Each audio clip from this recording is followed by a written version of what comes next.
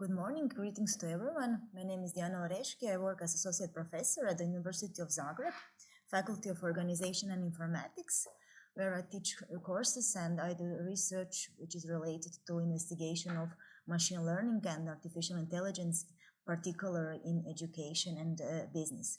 Here I will present a paper entitled Comparative Analysis of Nonlinear Models Developed by Means of Machine Learning Algorithms. First of all, I would like to give a brief context of this presentation.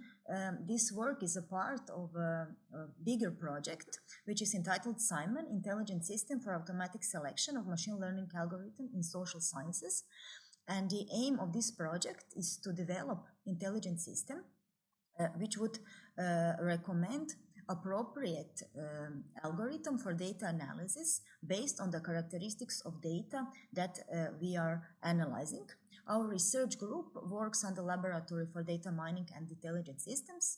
There are 10 of us, mostly doing research in machine learning, and some are experts in education and business, which are crucial for interpretation of the models that we get as results. This is the brief agenda of the presentation. So basically through the presentation, I will try to answer three questions. First one is why we see this topic valuable to research. Second one is how did we perform research, but actually what is our methodology. And the last one is what we got as our results.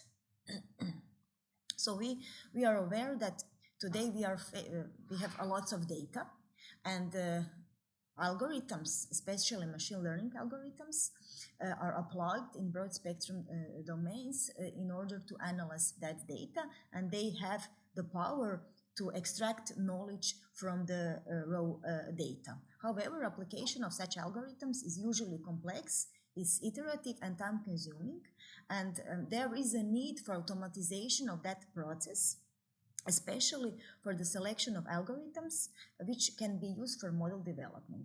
So the main question here is which algorithm is best to be used in a specific situation, in a particular domain, and at a particular data set. This is the brief framework of the intelligent system that we are developing. So the first stage was to establish dataset repositories. We have hundreds of data right now, and all the data are from social sciences, so mostly from education and business.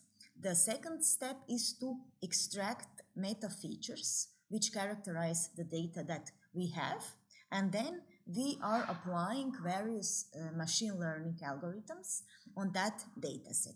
Then we have on one side meta features and characteristics of data, and on the other side we have algorithms performance measures, which are our outputs, and those are our metadata on which we are performing meta learning and developing models for algorithm selection. That would be the next phase. So as I said, we are focused on educational and business data. And here I will talk about just one group of meta features that characterize the data. Those are model-based meta features. And from the perspective of machine learning algorithms, in this paper we have used only two algorithms, artificial neural networks and decision tree algorithm. So which methodology was applied? Just a brief overview. So this is research in the field of meta-learning. And meta-learning is developed with the aim to learn from previous experience. So we have gained some experience during applying various machine learning algorithms on different kinds of data. And we want to use this knowledge in the selection of machine learning algorithms in the futures. Basically, meta-learning techniques can be categorized into three groups. And in this project, we are using the second approach, which is meta-learning from task properties, which includes meta features and extracting meta features from the data and building meta models based on such meta features. Here you can see one of the categorization of meta features.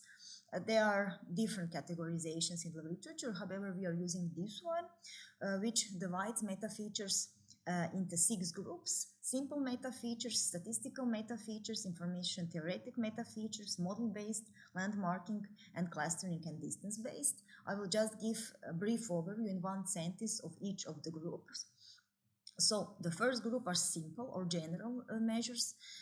As their name suggests, they are really simple and general. So they are, for instance, number of attributes that we have in the data, number of instances, ratio of categorical to numerical attributes in data, and so on. The second group are statistical meta features, and they are calculated for the numerical attributes in the data set. Here are enlisted in the table, and you can see their ranges.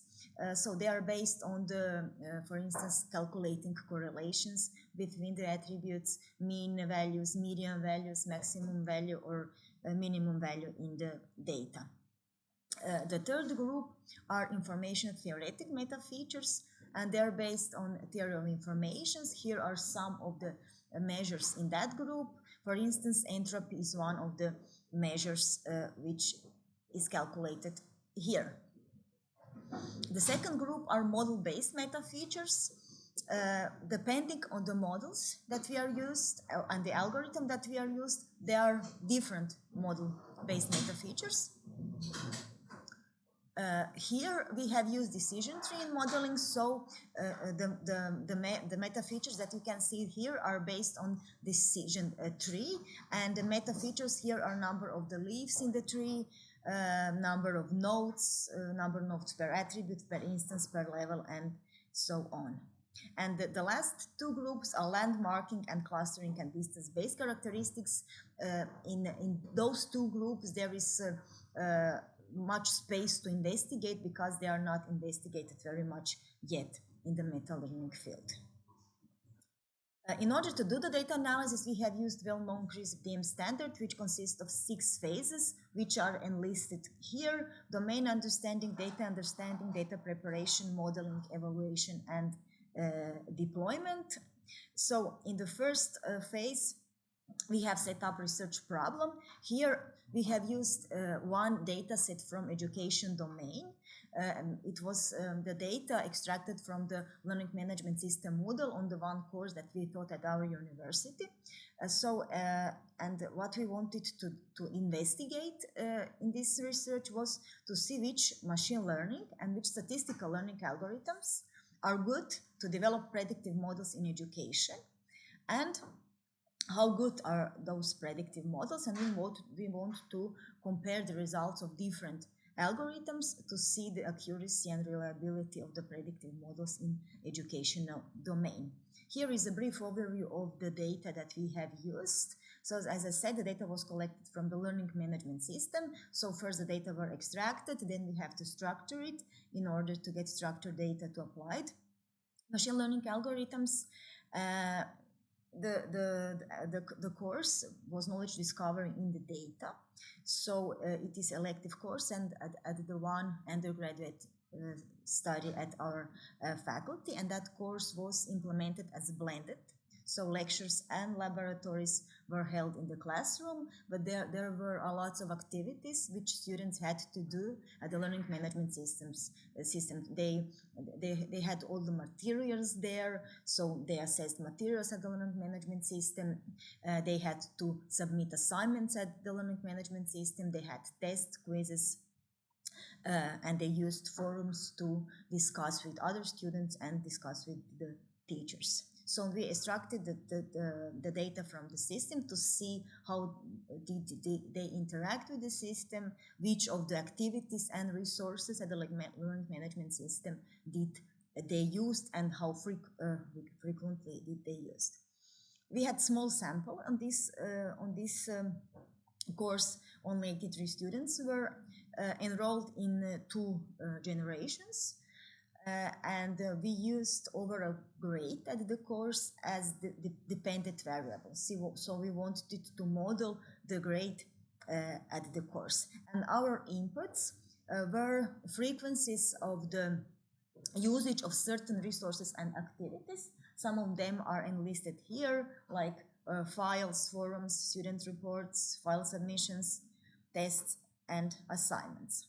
In the modeling phase, we have used 3 approaches.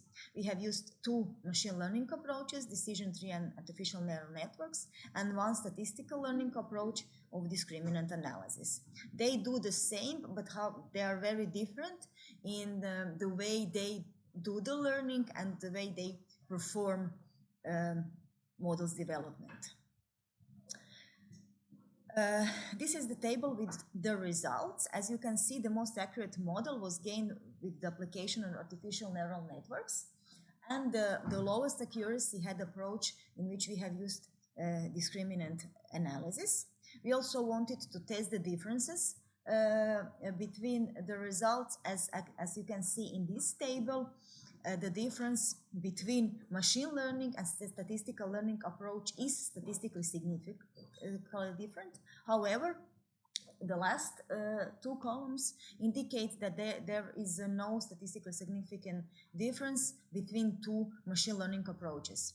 Artificial neural network gained and resulted with better model. However, the difference between decision tree is not statistically different. This can be very important because decision tree model is better for the interpretation. It is easy to interpret because we got the model in the form of tree, which is easy to understand. However, artificial neural network model is not so easy to explain, and maybe it's better than to use decision tree, although it is slightly lower accuracy. We think that such results contribute to the personalization of learning and teaching, because by performing sensitivity analysis, we can see which of the activities contribute to the better success of students at the course. However, to generalize our results, we have to do more deep analysis. We have to include more data, more students, more courses, and we will also upgrade the number of machine learning algorithms applied here to compare it and to see the differences in our results. So thank you very much for your attention.